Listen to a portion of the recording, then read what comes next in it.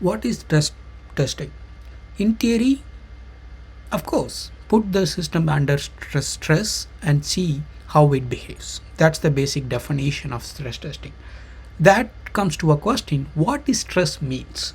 So imagine this, a same system is working for 100 users over a period of time, and might be your production system is working with thousands of users real time. You still wanted to figure out what is your threshold, how big it can grow.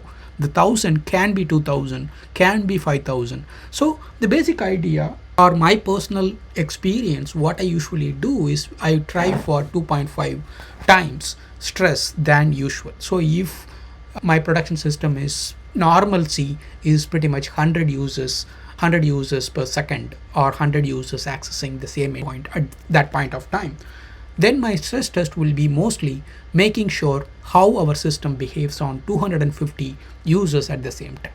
That's more like it's based on experience, based on your product, based on your company, how you wanted to do that and stuff. But this is what you wanted to try. You wanted to try as much as you try to push your service into the limits to make sure under high stress what will happen. It's not going to prevent it, just to identify what will happen if the stress increases. So this is more like a prevention data collection for preventing some future problems. So same Amazon example I was talking from performance testing. So if there is a Black Friday, maybe my current load is like 1,000 users per second. On Black Friday, I might assume 20,000 users might be accessing. That is not actual stress, because we are already put our cognitive load and system memory and everything to prepare for 25,000. But what we are trying to achieve by doing stress testing is the system designed for 20,000 users. What happens if 25,000 users try to access? This is something we cannot control. I mean, some point in time, suddenly there might be a problem that, okay, 20,000 it works, it broke.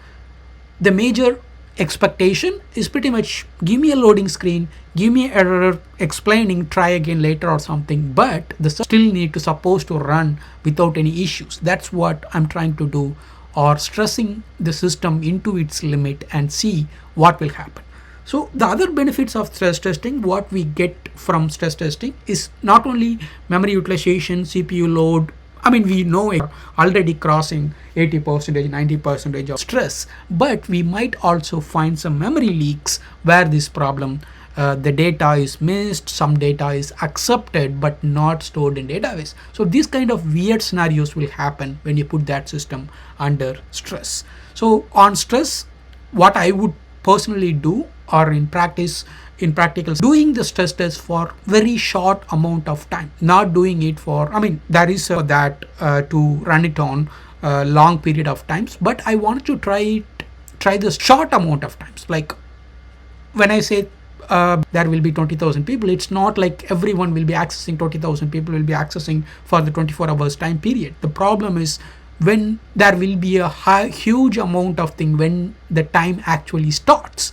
Also, there will be a huge amount of time when the Black Friday ends. So those are all the times it goes above what we planned. So that's I wanted to try like 5-minute time cycles. I try with 100, and then I will try with 200 users, 1,000, 10,000, 20,000, 30,000, 50,000. I just try to increase the stress and see what it does. It's a of what we do with load testing, and I will try it 2-3 times or 4-5 times just to find the actual problem, eliminating all the outliers that, okay, the system is not warm, the system is actually warm, so it's faster. So those kind of outliers I wanted to eliminate and figure out what will happen if the system is more stressful than usual. That is the idea behind stress testing.